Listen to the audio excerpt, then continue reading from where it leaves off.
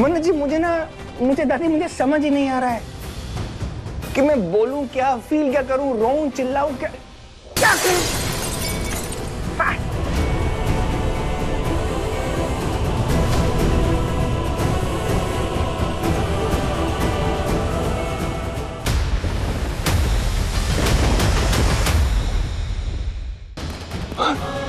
ये मेरी दादी। आपकी दादी? क्या? मन्नत जी मेरी दादी। दादी दादी दादी देखो मैं, तुम लोगों ने क्या किया इनके साथ? दादी हाँ, पानी लेकर आओ, पानी लेकर हाँ। पानी पानी। दादी दादी देखो मैं लोगों की टांगे तोड़ दूंगा। मैं तुम लोगों को भागना नहीं, ऐसे कोई भागेगा मैं गोली मार दूंगा अगर एक भी जन यहाँ से भागा तो। तुमने इनके साथ क्या किया? क्या किया तुमने? क्या किया? सच बोलना, तुम्हारी पूरी जिंदगी जेल में चलेगी। क्या किया तुम लोगों ने इनके साथ? ये है ना, ये इंजेक्शन लगा रहा था और इन्होंने मुंह पकड़ा हुआ था। और ये है ना, मिठुन को सब पता है कि क्या हो रहा है यहाँ पर। इसे सब पता है, ये धमका रही थी मुझे। सच बोलना, क्या दिया मेरी दादी को? एकदम सच बोलना। नहीं बोलोगी ना सच? इधर देखो, बुलाऊं लेडी कांस्टेबल को, वो तुमको मारेगी पीटेगी तो तुम सच बताओगी? क्या किया? सर आपको सब सच पता। मैं बताती हूँ सर, मैं बताती हूँ सर। ये सब हमने विशाखा जी के कहने पे किया था। इसके कहने पे किया? विशाखा जी। मेरी माँ के कहने पे किया? और इधर देखिए।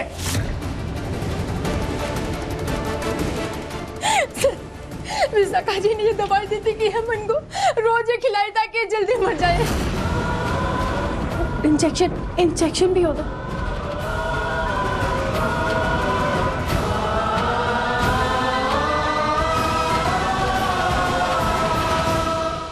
माय गॉड, तुम लोग ये सब मेरी दादी को दे रहे हो? एक बुजुर्ग इंसान को तुम ये सब दे रहे हो और मेरी माँ के ऊपर तुम बेबुनियाद इल्जाम लगा रहे हो। मेरी माँ कभी जिंदगी में ये काम नहीं कर सकती। ये मेरी दादी है, वो कभी। दादी दादी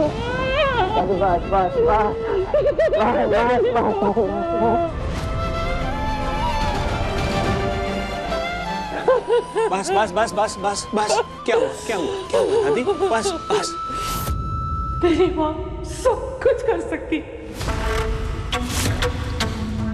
वरना तू बता, मैं यहाँ इस हाल में कैसे आती? ये सब कुछ तेरी माँ का ही किया धरा है। उसी ने मुझे यहाँ रखा है। अगर तुझे लगता है कि तेरी माँ भोली है, बेकसूर है, तो ऐसा नहीं है। धैर्य, ऐसा नहीं है। दादी आपको कोई गलतफहमी हुई होगी। माँ तो बहुत प्यार करती है आपसे, आपकी हमेशा। नहीं दादी नहीं, वो एक बहुत बुरी इंसान है और उससे भी ज्यादा वो एक बुरी माँ है। उससे ज्यादा एक बुरी पत्नी है वो। खुद गर्ज है वो औरत। उसका दिमाग शैतान का दिमाग है। दादी ऐसे नहीं हो सकता, वो मेरी माँ है। वो उसने मुझे मारने की कोशिश की थी, मैं किस्मत से बच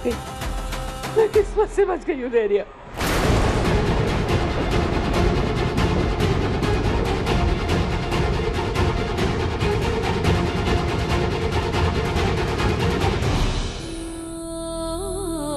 तुम ऐसा क्यों सोच रही हो कि हम हार गए? हम हारे नहीं हैं। जानती हो क्यों? क्योंकि मन्नत है हमारे साथ।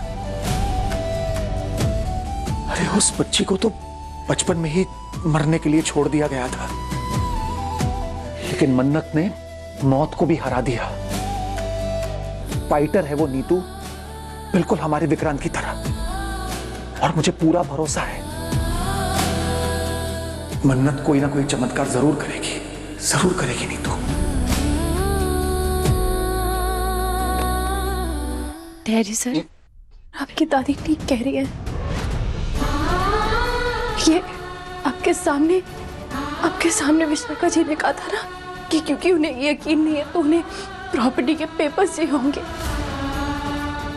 और जब आप नहीं थे तो उन्होंने रोनी सर को कहा कि वो विक्रांत सर के बदले पूरी की पूरी प्रॉपर्टी जाती है सलूजास की। अगर रोनी सर अपनी पूरी प्रॉपर्टी विशाखा जी के नाम कर दे तो वो अपना मुंह बंद रखेंगी, विक्रांत सर को कभी कुछ नहीं बताएंगी। वो सलूजा मेंशन में विक्रांत सर को लेने नहीं आई, अपने बेटे को लेने नहीं आई है। वो दौलत पाना चाहती है।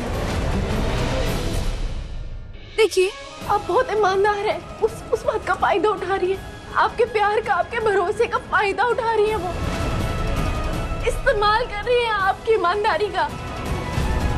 सॉरी मैंने नहीं बताया क्योंकि आप भी ना अपने छोटे भाई की तरह बिना सबूत के कभी बात समझते ही नहीं है, सुनते ही नहीं है। ऐसे कैसे हो सकते हैं? मेरी माँ है वो दादी, ये सब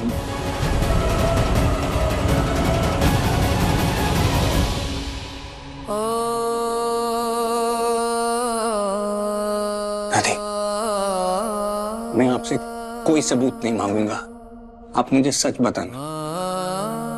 जब हम छोटे थे उस रात को क्या हुआ था? तेरे बाबा का बहुत ही बुरा एक्सीडेंट हुआ था और एक औरत गाड़ी चला रही थी, उसी के हाथों से एक्सीडेंट हुआ। मुझे उसका नाम याद नहीं है, लेकिन बाद में उसका पति आया था हॉस्पिटल में। उसने हम लोगों से माफी मांगी और वो तेरे बाबा का ऑपरेशन कराने को तैयार था।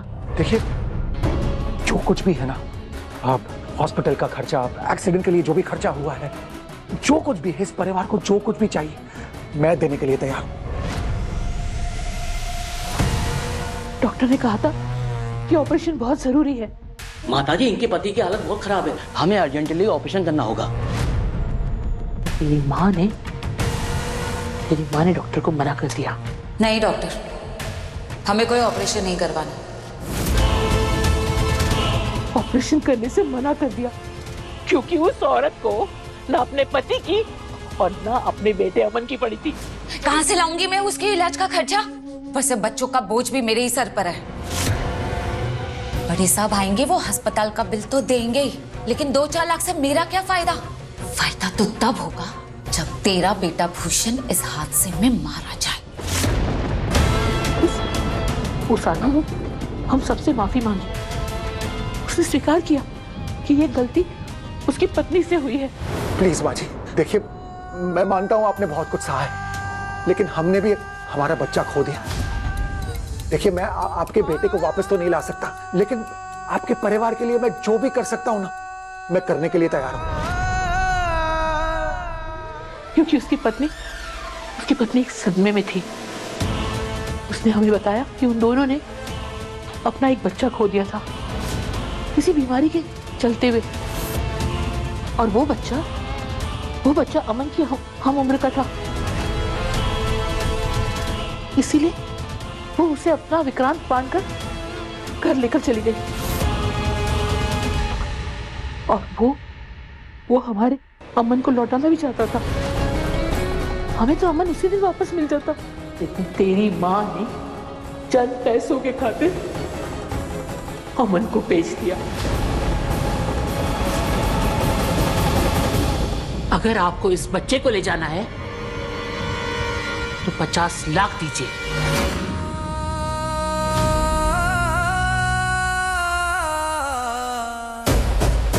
ठीक है,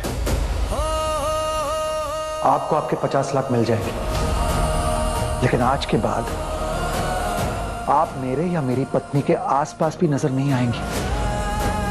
आप ये पैसा लेकर हमसे कहीं दूर चली जाएंगी। आज रोनी से नीतू मैम ने मान लिया कि सारी गलती उनकी थी, सारा दोष उनका था, लेकिन यहाँ तो पूरी कहानी ही उल्टी है। तेरी माँ कहना लेकिन लायक नहीं है। उसने अपनी ममता का सौदा कर दिया, और तो और मुझे डराया धमकाया और ये सारा पाप मेरे हाथों से करवाया, ताकि वो सबकी नजर में अच्छी बनी रहे और मैं बुरी बन जाऊं। उसने अपनी ममता का सौदा कर दिया।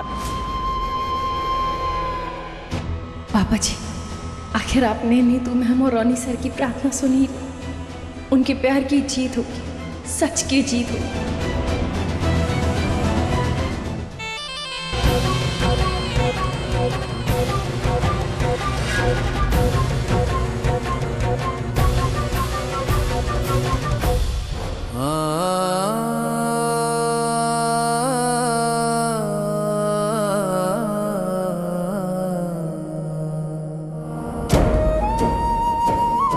दादी प्लीज मत रोइए, सब ठीक हो जाएगा। अब आप सेफ है, कोई कुछ नहीं करेगा आपको। दादू, रोना नहीं।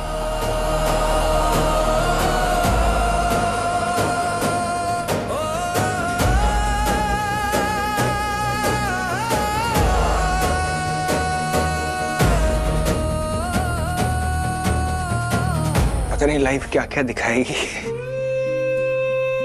जिस माँ ने जन्म दिया वो पैसों के लिए इतना नीचे गिर सकती, मैंने कभी जिंदगी में नहीं सोचा था। सबसे बड़े गुनहगार तो मेरे भाई के हैं ना। वो इतने छोटे से बच्चे को बेचकर क्या मिला उन्हें?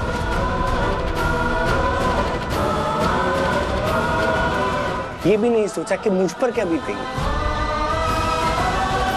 मैं घर के बाहर गुनहगारों को ढूंढ रहा हूं, इन लोगों को लड़ रहा हूं। इन लोगों से गुनहगार तो मेरे घर के अंदर है। बचपन से लेके बड़ा कर दिया हमको, हर रोज बेवकूफ बनाया और हम उनकी बातों में आते चले गए। मन्नत जी, मुझे दादी, मुझे समझ ही नहीं आ रहा है कि मैं बोलूं क्या, फील क्या करूं, रोऊं, चिल्लाऊं, क्या करूं?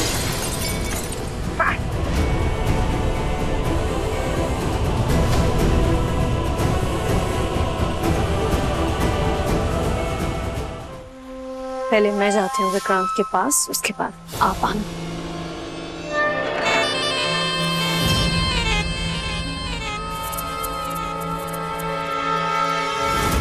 ये मेरे से क्या कर रही है यहाँ पे? विक्रांत सर के पास जा रही है, कुछ तो करना होगा।